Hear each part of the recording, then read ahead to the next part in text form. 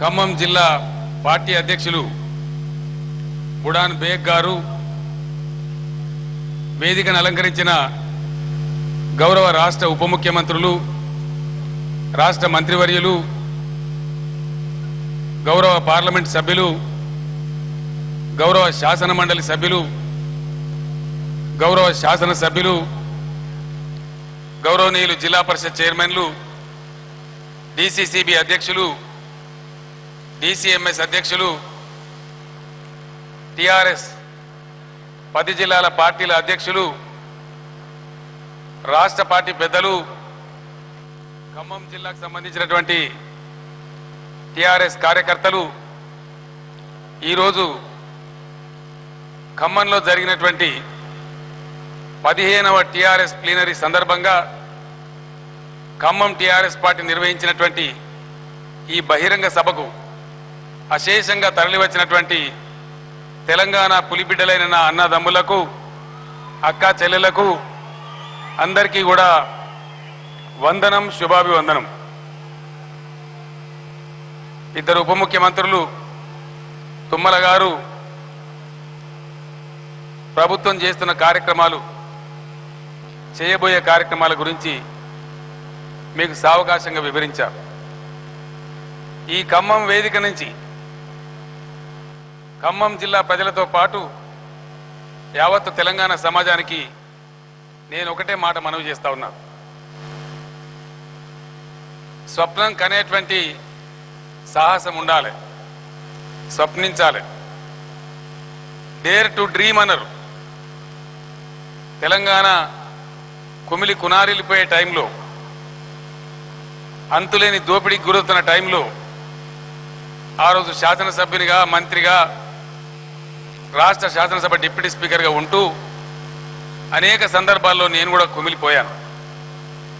సహచరులతో, మిత్రులతో, చాలా మందితో అనేక సందర్భాల్లో తెలంగాణ కోసం పోరాడదాం పదా అని చెప్పి మాట్లాడినాం. కానీ ఒక నిరాశ, ఒక నిస్సత్తువ, ఏమీ చేయలేమనేటువంటి ఒక అసహాయ నిస్సహాయ స్థితి. అన్నా మన వాళ్ళు అవుతుందా, జరగనిస్తారా, కానిస్తారా, మన పదవులు పోతే తప్పది రాదు అనేటువంటి మాటలు నేను వినేవాని.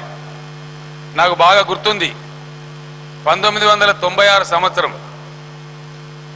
ఆదిలాబాద్ జిల్లాలో ఒక ఉప ఎన్నిక ఉంటే అక్కడికి నేను వెళ్ళిన. ఒక సమావేశం అనుకోకుండా రద్దయితే తెలంగాణ ప్రాజెక్టు కదా అనే ప్రేమతోని శ్రీరామ్ సాగర్ ప్రాజెక్టు కట్ట మీదకి పోదామని నాతో ఉన్న మిత్రులను తీసుకుని అక్కడికి పోయినాం. ప్రాజెక్టు నిర్వహణ బాగలేదు, గేట్లన్నీ చిలుంబట్టిపోయి ఉన్నాయి. ఆ గేట్లని పైకెత్తి కిందికి దించేటువంటి తాళ్లకు సరి అయినటువంటి ఆయిల్ కానీ గ్రీస్ కానీ లేదు. ఆ శ్రీరామ్ సాగర్ కట్ట మీద ఉన్నటువంటి రోడ్డు గజం గజం లోతు గుంతలున్నాయి. ఒక దగ్గర కూర్చున్న మిత్రులందరం కలిసి నేను ఒకటే మాట అన్నా, ఇది తెలంగాణ ప్రాజెక్టు కాబట్టి ఇంత ఘోరంగా శివాలయంలాగా ఉంది, అదే ఆంధ్రకు పోయే ప్రాజెక్టులన్నీ బ్రహ్మాండంగా వైష్ణవాలయాల్లాగా ఉన్నాయని చెప్పి ఆ రోజు నేను చెప్పిన. నా వెంట ఉన్న మిత్రులు నన్ను అడిగినారు, ఏం సార్ మీరు ఈ మాట చెప్పినారని. ఒక గంట సేపు నేను వారికి మొత్తం బాధ అంతా వివరించిన. మరి ఇట్లయితే ఎట్లా అంటే, ఏదో ఒక నాటికి తప్పకుండా తెలంగాణ ప్రజానీకం తిరుగుబాటు చేస్తారు. భగవంతుని చేతిలో ఉంటే కొన్ని విషయాలు మన చేతుల్లో ఉండవు. ఒకవేళ నేను బతికి ఉంటే, నా ఆరోగ్యం సహకరిస్తే ఈ దఫా తెలంగాణ ఉద్యమానికి నేనే నాయకత్వం వహిస్తా అని చెప్పి నేను, బాగానే ఉంది కదా, ఇదే బాగుంది, ఇదే బాగుందండి, నేనే నాయకత్వం వహిస్తా అని చెప్పి 1996లో శ్రీరామ్ సాగర్ ప్రాజెక్టు కట్ట మీద ఆ రోజు నేను చెప్పడం జరిగింది. సరే, సందర్భం రావాలి, పాపం పండాలి. శిశుపాలని కూడా దేవుడు 100 తప్పులు చేసేదాకా అవకాశం ఇచ్చిండు. సమయం కోసం వేచి చూసే సమయంలో తెలంగాణ మీద దారుణమైన దాడి, విద్యుత్ ఛార్జీల పెరుగుదల, బషీర్బాగ్లో కాల్పులు, దానితో కలత చెందినటువంటి నేను ఏదైతే అదైద్దని, ఏమైనా పర్వాలేదు, ఇంకా మౌనం పాటించడం కరెక్ట్ కాదని ఆ రోజు అనేక అనుమానాలు, అవుతుందా అనేటువంటి నిరాశ, నిస్సత్వ, ఏం చెయ్యలేం మనం మన వల్ల కాదు అనేటువంటి భరోసా లేని బతుకులు. ఆ రోజు 2001 ఏప్రిల్ 27 ఇదే రోజున నేను హైదరాబాద్లోని జలదృశ్యంలో ఉద్యమాన్ని ప్రారంభించినాను. ఆ రోజు చాలామంది నాకు ఎదురుపడితే రాజకీయ నాయకులు తప్పించుకొని పోయేవాళ్ళు. నా కార్యక్రమం కనపడదంటే అక్కడి నుంచి అంటే సందులోకి పోయేవాళ్ళు. ఈయనతో మాట్లాడితే ఏం బాధను అని చెప్పి అంత భయం ఉన్నటువంటి పరిస్థితి. పెద్దలు నాయన నరసింహారెడ్డి గారు, ఈరోజు స్పీకర్గా ఉన్నటువంటి మధుసూదనాచారి గారు, సభలో ఉన్నటువంటి ఇంకా చాలామంది మిత్రులు కొంతమందిని కలిసి ఆ రోజు ఈ గులాబీ జెండా ఎగరేసి జై తెలంగాణ నినాదం చెప్పినాం.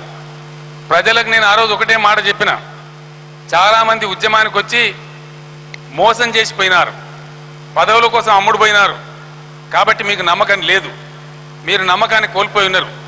కానీ నేను దృఢమైనటువంటి సంకల్పంతో ఖచ్చితంగా దీన్ని సాధించాలనేటువంటి ఒక సదుద్దేశంతో ఈ ఉద్యమాన్ని ప్రారంభిస్తున్నా.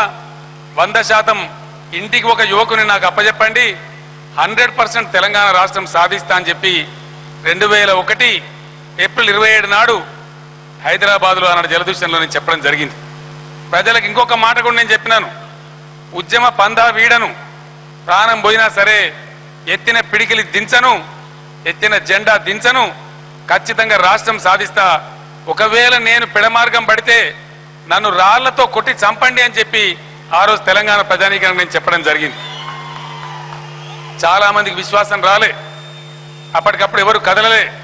పిడికడి మందితోని ప్రారంభమైన ప్రస్థానం మీరందరూ సాక్షులే. అనేక అవరోధాలు, ఆటంకాలు, జయాలు, అపజయాలు అనేకం తట్టుకొని, అనేక సుడిగాలు తట్టుకొని ముందుకు పోయినాం. చాలా మంది అవహేళన చేసినారు, ఇది ఏమైతే సాధ్యం కాదు, ఇది మగలో పుట్టింది పుబ్బలో పోతుంది అన్నారు. ఈడెక్కడన్నా బక్కోడు ఎవడో బొడిగవిసికి చంపేస్తాడని కూడా అన్నారు. అయ్యేదా పోయేదా అని అన్నారు. కానీ అట్లా అన్నవాళ్ళు పోయినారు, కానీ గులాబీ జెండా మాత్రం పోలే. ఖచ్చితంగా తెలంగాణ రాష్ట్రాన్ని 14 సంవత్సరాల సుదీర్ఘ పోరాటంతో సాకారం చేసిన పార్టీ టీఆర్ఎస్ పార్టీ అని చెప్పి నేను మనవి చేస్తా ఉన్నా. అనేక బాధలు కలిగినాయి, దుఃఖాలు కలిగినాయి, అపజయాలు కలిగినాయి, కానీ మొక్కబోని దీక్షతో ముందుకు సాగినాం, గమ్యాన్ని ముద్దాడినాం.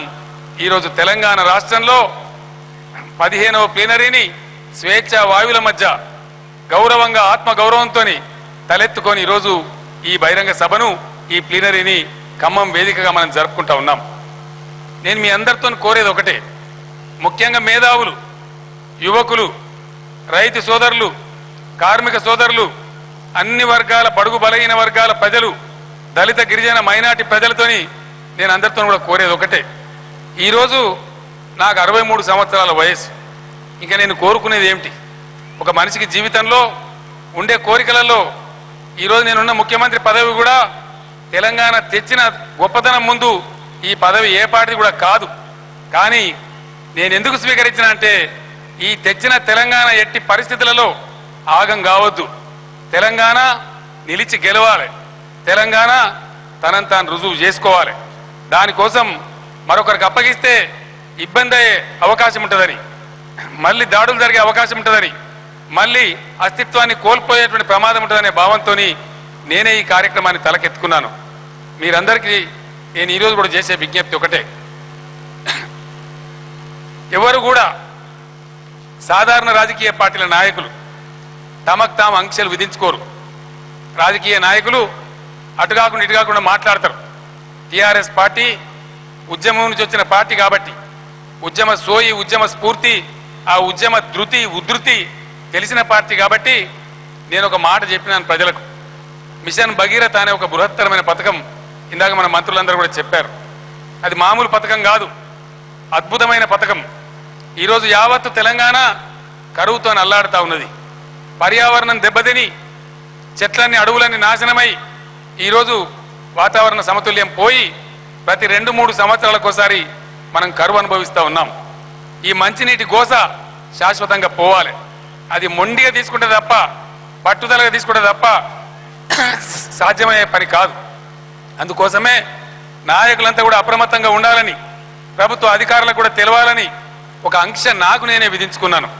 ఈ స్టేజ్ మీద కూర్చున్నటువంటి ఈ శాసనసభ్యులు, పార్లమెంట్ సభ్యులు, ఎమ్మెల్సీలు, మంత్రులు, వీళ్ళందరి రాజకీయ భవిష్యత్తును స్టేక్ చేసి దేశ చరిత్రలో భారతదేశంలో ఎప్పుడు కూడా 65 సంవత్సరాల స్వతంత్రంలో ఎవరు చేయనటువంటి సాహసం చేసి ఈ టర్ములోనే ప్రతి ఇంటికి ప్రభుత్వ ఖర్చుతో నల్లా బిగించి ఖచ్చితంగా మంచినీళ్ళు అందించకపోతే మళ్ళీ ఎలక్షన్లో టీఆర్ఎస్ పార్టీ పోటీ చేయదు, ఓట్లు అడగమని చెప్పినటువంటి భారతదేశంలోనే ఏకైక పార్టీ టీఆర్ఎస్ పార్టీ. అది మీరందరూ గమనిస్తా ఉన్నారని మనవి చేస్తా ఉన్నా. ఇలా అద్భుతమైన పద్ధతిలో ఆ పథకం అమలు జరుగుతూ ఉంది. చాలా మంది ఆటంకాలు పెట్టే ప్రయత్నాలు చేస్తూ ఉన్నారు, పిచ్చి పిచ్చి ప్రయత్నాలు కూడా చేస్తూ ఉన్నారు. అయినా కూడా ఆ పథకాన్ని ఖచ్చితంగా సాధించే దిశగా అడుగు ముందుకు వేస్తా ఉన్నాం. మీ ఆశీస్సులతో ఈ సంవత్సరం డిసెంబర్ నాటికే ఖచ్చితంగా 6200 గ్రామాలకు ఆ మంచినీళ్ళు రాబోతా ఉన్నాయి. 17 డిసెంబర్ వచ్చే సంవత్సరం 17వ సంవత్సరం డిసెంబర్కు ఆల్మోస్ట్ 95% రాష్ట్రం అంతా కూడా మంచినీళ్ళు ప్రతి ఇంటికి రాబోతా ఉన్నాయని చెప్పి నేను మనవి చేస్తా ఉన్నా. అదేవిధంగా మనకు కావాల్సింది, నేను ఒకటే మాట పొద్దున ప్లీనరీలో కూడా చెప్పాను, మళ్ళీ బహిరంగ వేదిక ద్వారా ప్రజాభిముఖంగా తెలంగాణ యావత్ ప్రజానీకానికి ఇక్కడ ఆశీనులైన మీ అందరికీ కూడా మనవి చేస్తా ఉన్నా. ఆనాడు మన ప్రధాన నినాదం నీళ్లు, నిధులు, నియామకాలు. 2 సమస్యలు తీరిపోయినాయి. రాష్ట్రమైనాం కాబట్టి, స్వతంత్ర రాష్ట్రంగా ఉన్నాం కాబట్టి, సార్వభౌమాధికారం ఉన్న రాష్ట్రంగా ఉన్నాం కాబట్టి 2 సమస్యలు పరిష్కారం అయినాయి. ఈరోజు తెలంగాణ స్వతంత్ర రాష్ట్రం, మన బడ్జెట్ ప్రతి రూపాయి మనకే ఖర్చు అవుతుంది. నిధులు ఇంకా వేరే కాడికి తరలిపోయే ప్రశ్న లేదు. అదేవిధంగా నియామకాలు, తెలంగాణలో ఎన్ని ఉద్యోగాలు వచ్చినాయా తెలంగాణ బిడ్డలకే దక్కుతాయి తప్ప వేరే వాళ్ళకి దక్కే పరిస్థితి లేదు. ఈ 2 బాధలు మనకు తీరిపోయినాయి. తీరవలసిన ప్రధాన బాధ సాగునీటి సమస్య, అది తీరవలసిన అవసరం ఉంది. ఖమ్మం జిల్లా ప్రజలుగా మీకు తెలుసు, నేను చెప్పాల్సిన అవసరం లేదు. ఎన్ని నదులు ఖమ్మంలో, కిన్నెరసాని, మునేరు, పాలేరు, గోదావరి, ఇన్ని నదులతో నలరారే ఈ జిల్లాలో ఎందుకు కరువు కాటకం ఉండాలి? ఎందుకు మంచినీళ్ళ బాధ ఉండాలి? చాలా పెద్ద పెద్ద బీరాలు మాట్లాడే వాళ్ళు ఈ 58 ఏళ్ళు ఏం చేసినారని చెప్పి నేను ప్రశ్నిస్తా ఉన్నా. అందుకోసమే ఈరోజు అద్భుతమైనటువంటి రీఇంజనీరింగ్ చేసి ఖచ్చితంగా తెలంగాణకు 1 కోటి ఎకరాలకు నీళ్లు తీసుకురావడానికి ప్రణాళిక రూపకల్పన జరిగింది. 25,000 కోట్ల రూపాయలను ఈ సంవత్సరం బడ్జెట్ లో కేటాయించాం. అందులో భక్త రామదాస్ పథకం, సీతారామ ఎత్తిపోతల పథకం ఖమ్మం జిల్లాకు మంజూరు చేయడం జరిగింది. బ్రహ్మాండంగా 1 ఇంచు కూడా మిగలకుండా ఖమ్మం జిల్లాకు నీళ్ళిచ్చే బాధ్యత నాది, మీ బిడ్డగానే మనవి చేస్తా ఉన్నాను. అటువంటి ఆకుపచ్చ తెలంగాణ కల్లారా చూడాలన్నదే నాకున్న కోరిక. నాకు ఇంకా వేరే కోరికలు లేవు. ఈ వయసులో తెలంగాణ తెచ్చినటువంటి ఈ సందర్భంలో ఖచ్చితంగా తెలంగాణలోని ప్రతి బిడ్డ చిరునవ్వుతోని, కలకలలాడే మొహంతోని తెలంగాణ సమాజం ఉండాలి. దాన్ని నేను కోరుకుంటా ఉన్నాను. మీ అందరికి తెలుసు, తెలంగాణలో 80% మంది బడుగు బలహీన వర్గాల ప్రజలే ఉన్నారు. దళిత, గిరిజన, మైనార్టీ ప్రజలే ఉన్నారు. వీళ్ళ పరిస్థితులు బాగా లేవు. ఆ పరిస్థితి నాకు క్షుణ్ణంగా తెలుసు. 40 ఏళ్ల నుంచి రాజకీయాల్లో ఉన్నా కాబట్టి, సమాజం గురించి అవగాహన ఉంది కాబట్టి సాకల్యంగా సమస్యలని నాకు తెలుసు. ఈ బిడ్డలందరూ కూడా కలకలలాడే విధంగా, అందరు సంతోషంగా ఉండే విధంగా ముందుకు పోవాలన్నదే మన ఎజెండా. అందుకోసమే భారతదేశంలో ఎక్కడ లేనటువంటి సంక్షేమ పథకాలు 35,000 కోట్ల రూపాయలతోని అమలు చేస్తున్న ఏకైక రాష్ట్రం ఇలా ఇండియాలో వెల్ఫేర్ లో నంబర్ 1 స్టేట్ తెలంగాణ అని చెప్పి కూడా మీ అందరికి నేను మనవి చేస్తా ఉన్నాను. చరిత్రలో ఎవరు ఊహించలే, ఎవరు కూడా కోరలే. కడియం సిఆర్ గారు, నేటి ఉప ముఖ్యమంత్రి గారు టీఆర్ఎస్ ఎన్నికల మేనిఫెస్టో, ఎలక్షన్ ప్రణాళిక రచించేటప్పుడు మేనిఫెస్టో చైర్మన్ గా వారే ఉన్నారు. పెన్షన్ల గురించి చర్చ జరిగింది. నేను అడిగిన, పెన్షన్ ఎందుకు ఇస్తాం? పెన్షన్ ఇచ్చే అవసరం ఏముంది ప్రభుత్వానికి? పెన్షన్ ఇస్తున్నది ఎవరికి?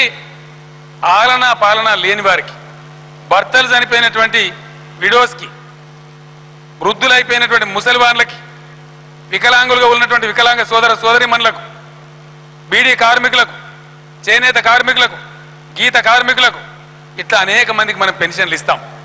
పెన్షన్ ఇచ్చినప్పుడు దానికి అర్థం, పరమార్థం ఉండాలి. 40 రూపాయల పెన్షన్ ఇచ్చి, 200 పెన్షన్ ఇచ్చి చెక్కిలి గింతలు పెట్టి ఇక మా గుద్దు ఓటు అనే పద్ధతి మంచిది కాదు. ఈ ఓట్లు గుద్ది ఇక్కడికి వచ్చింది బతుకు. ఎంతసేపు ఓట్లే కాదు, ప్రజల జీవితాల గురించి ఆలోచించాలి. మానవీయ కోణం ఉండాలి. ఇచ్చేదానికి ఒక పర్పస్ ఉండాలి. ఒక పరమార్థం ఉండాలని చెప్పి ఈరోజు 1000 రూపాయల పెన్షన్ భారతదేశంలో ఎక్కడ కూడా ఇవ్వరు. 1000 రూపాయల పెన్షన్ ఇచ్చేది ఒకటే ఒకటి తెలంగాణ రాష్ట్రం అని చెప్పి నేను మనవి చేస్తా ఉన్నా.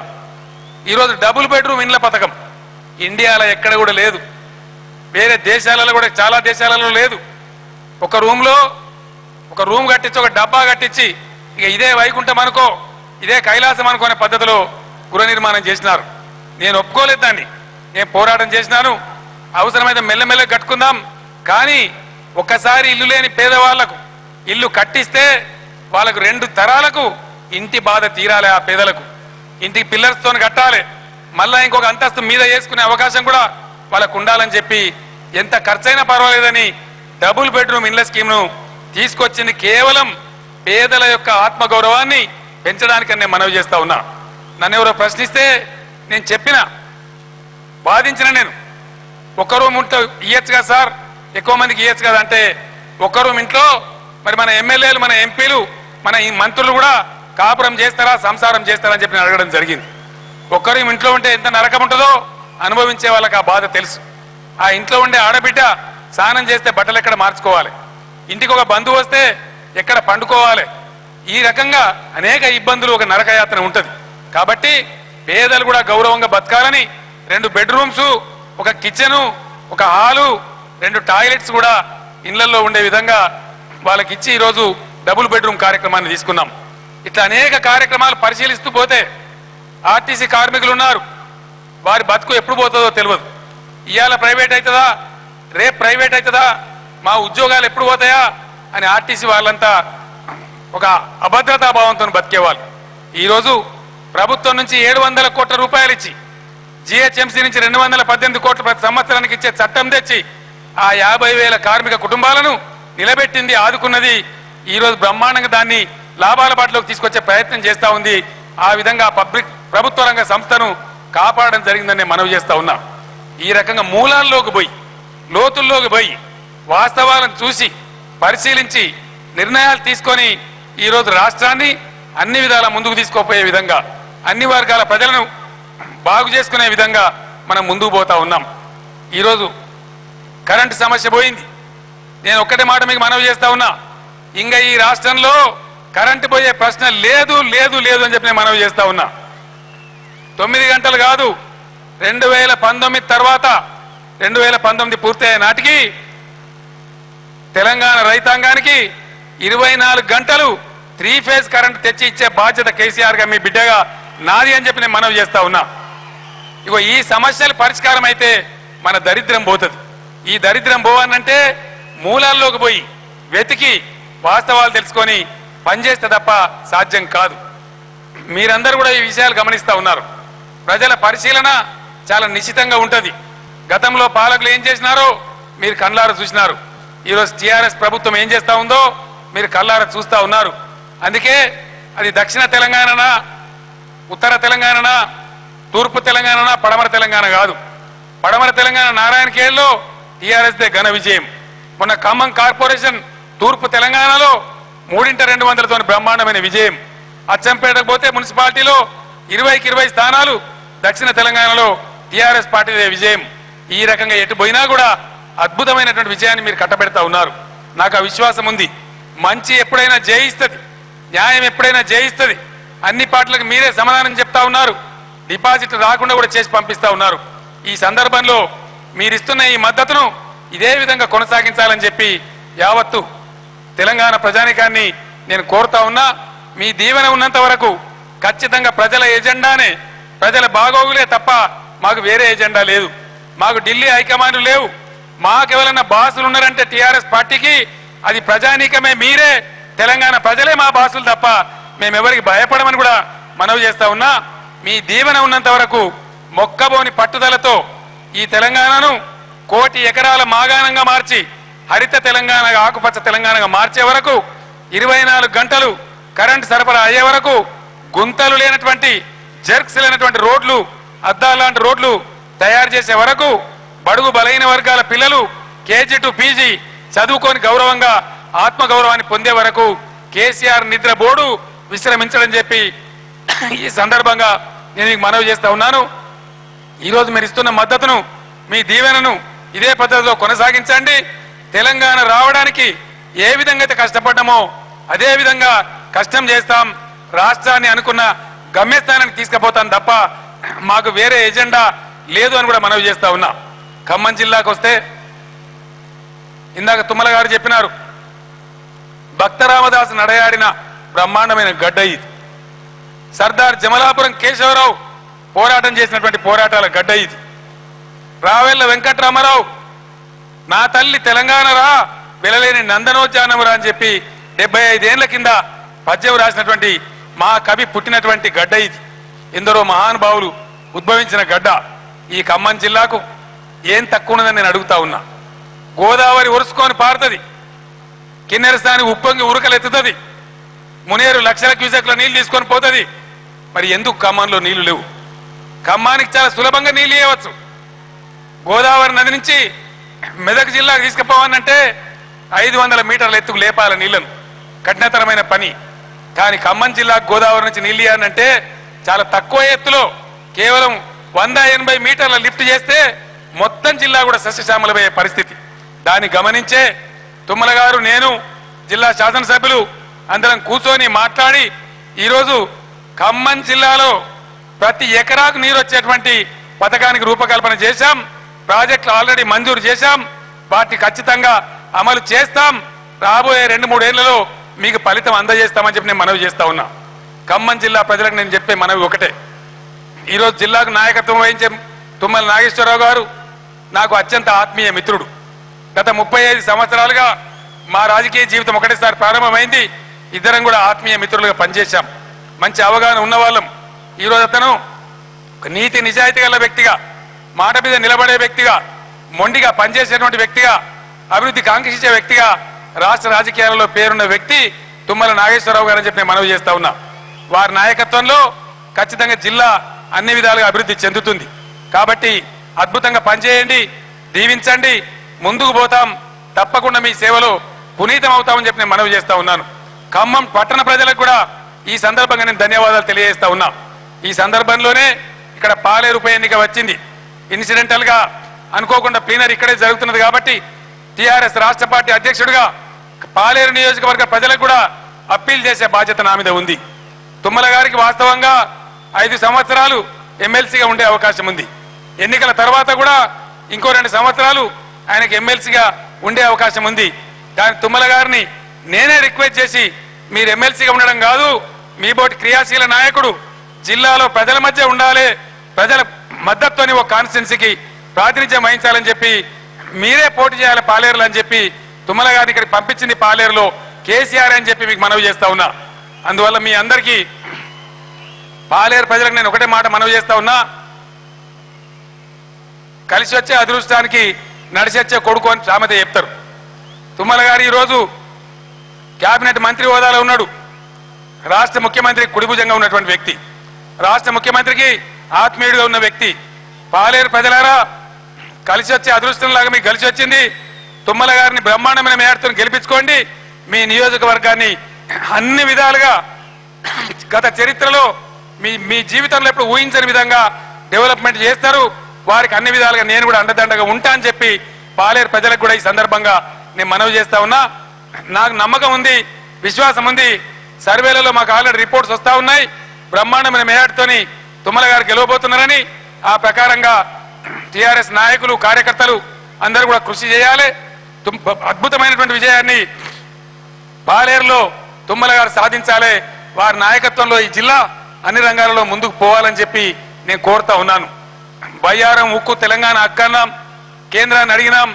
ఒకవేళ వాళ్ళు చేయకపోతే అదర్వైజ్ వేరే రకంగానైనా సరే ఇక్కడ మన దగ్గర స్టీల్ ఫ్యాక్టరీ పెట్టుకునేటువంటి కార్యక్రమానికి ప్రభుత్వం ఆలోచన చేస్తా ఉంది. కేంద్రం దగ్గర ఇష్యూ పెండింగ్ లో ఉంది. ఇంకా కొన్ని సమస్యలు రావాల్సి ఉన్నాయి. ఆనాడు మనుగూరులో రావాల్సినటువంటి విద్యుత్ కేంద్రాన్ని విజయవాడకు తరలించినారు సమైక్య రాష్ట్రంలో. దానికి ప్రత్యామ్నాయంగా భద్రాద్రి పవర్ స్టేషన్ మనం తెచ్చుకున్నాం, అమలు చేసుకుంటా ఉన్నాం. ఇంకా అనేక కార్యక్రమాలు, ఖనిజ సంపద, అటవీ సంపద, జల సంపద, మానవ సంపద బ్రహ్మాండంగా ఉన్న ఖమ్మం జిల్లా బంగారు గుమ్మం అవుతుంది ఈ ఖమ్మం అని చెప్పి నేను మనవి చేస్తా ఉన్నా. తెలంగాణకు పొలిమేరలో ఉన్నటువంటి జిల్లా కాబట్టి ఎవరిట్లా వచ్చినా ఇది ఖమ్మం జిల్లా బంగారు గుమ్మం జిల్లా అనే పేరు తెచ్చేటువంటి పనులు తప్పకుండా చేస్తాం, ఆ రకంగా ఆదరిస్తామని మనవి చేస్తూ ఈనాటి బహిరంగ సభకు ఇంత వేడి ఉన్నా 46-45 డిగ్రీల ఎండ ఉన్నా ఇంత పెద్ద సంఖ్యలో మీరు తరలి వచ్చిందంటే టిఆర్ఎస్ మీద మీకున్న అభిమానానికి ఇదే నిదర్శనం, ఇంతకన్నా నిదర్శనం అవసరం లేదని మనవి చేస్తూ ఈరోజు ఈ వేదిక మీద ఉన్న నాయకులందరం కూడా మరొక్కసారి బంగారు తెలంగాణ సాధన కోసం ఈ 15వ ప్లీనరీ సందర్భంగా మమ్మల్ని మేమందరం పునరంకితం చేసుకుంటూ రీడెడికేట్ చేసుకుంటూ తప్పకుండా ఈ ప్రస్థానాన్ని ఇదే పద్ధతిలో కొనసాగిస్తామని మీ అందరికీ కూడా మనవి చేస్తూ నేను సెలవు తీసుకుంటా ఉన్నాను. జై తెలంగాణ. వినబడతలేదు. జై తెలంగాణ, జై తెలంగాణ. ఇప్పుడు